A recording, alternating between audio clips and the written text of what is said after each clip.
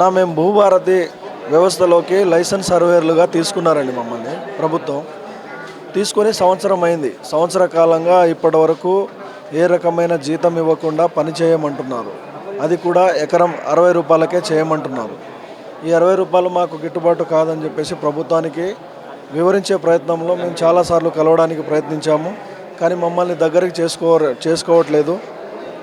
గౌరవ ముఖ్యమంత్రి గారు ఇప్పటికైనా పట్టించుకోవాలని మాకు 30,000 స్థిరమైన శాలరీ ప్రకటించి మీరు ఎట్లాగో నియామక పత్రాలు ఇచ్చారు. మాకు గౌరవ ముఖ్యమంత్రి గారి చేతుల మీదుగా నియామక పత్రాలని చెప్పేసి శిల్పకళా వేదికలో మాకు ఇచ్చారు. అదేవిధంగా ఇచ్చిన ఒక 8 నెలల నుంచి ₹1 కూడా జీతం లేకుండా ఇప్పటికీ పనిచేయమంటున్నారు. మా కుటుంబాలను పోషించుకోవడం చాలా భారంగా ఉంది. ఈ ఆర్థిక భారం మేము మోయలేకపోతున్నాము. మమ్మల్ని రోడ్ల మీద పడేయకండి. దయచేసి మా కుటుంబాలను ఆదుకోండి. 6,500 మంది కుటుంబాలను మీరే ఆదుకోవాలి.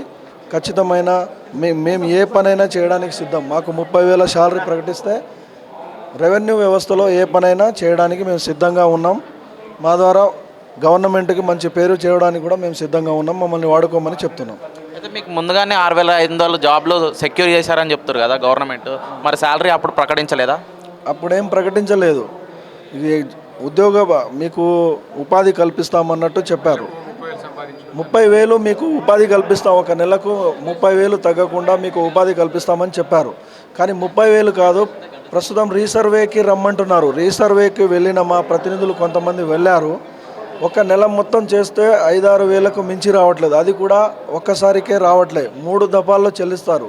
ఈ 3 దఫాల్లో చెల్లిస్తే మొదటి దఫా అడగడానికి వెళ్తేనే ఇప్పటిదాకా డబ్బులు పడలేదు.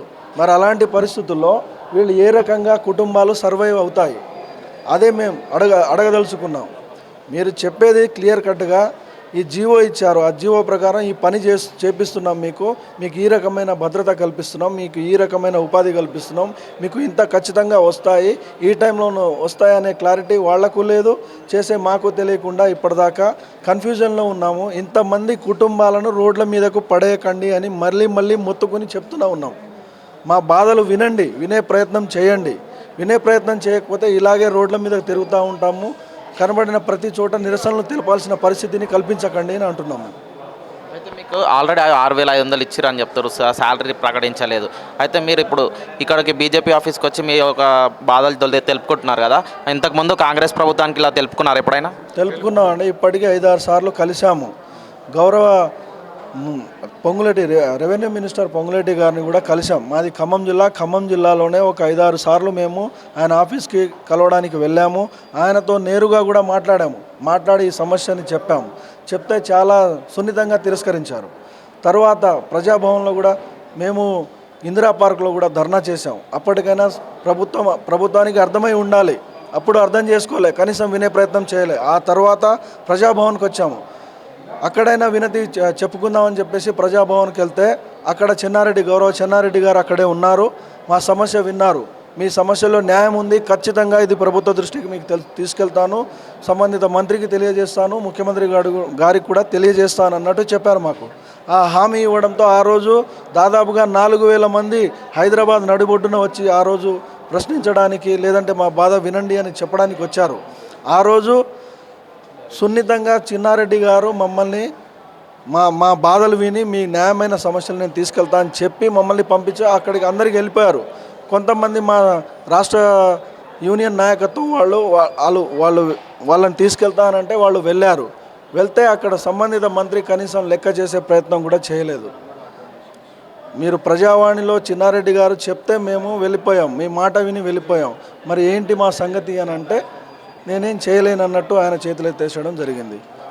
రెవెన్యూ మినిస్టర్ గారు ఆయన ఎందుకు మమ్మల్ని ఈ రకంగా కక్ష చూపిస్తున్నారో లేదంటే కావాలని చేస్తున్నారో మాకేం అర్థం కావట్లేదండి. మేము ఈ రాష్ట్రంలోని యువకులమే, మేము ఈ ప్రజాప్రభుత్వానికి ఎన్నుకున్న వాళ్ళము మేము ఉన్నాము.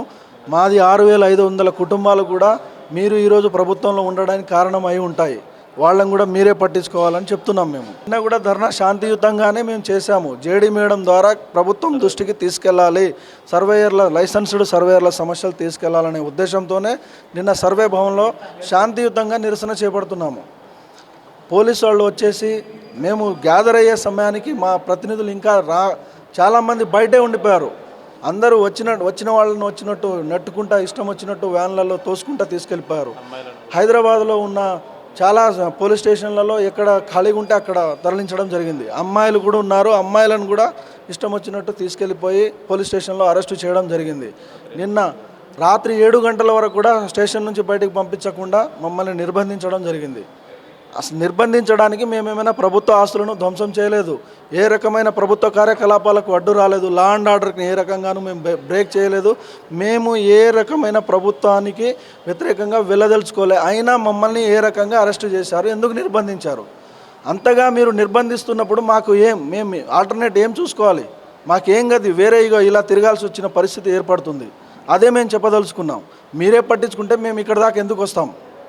అది మా సమస్య అండి.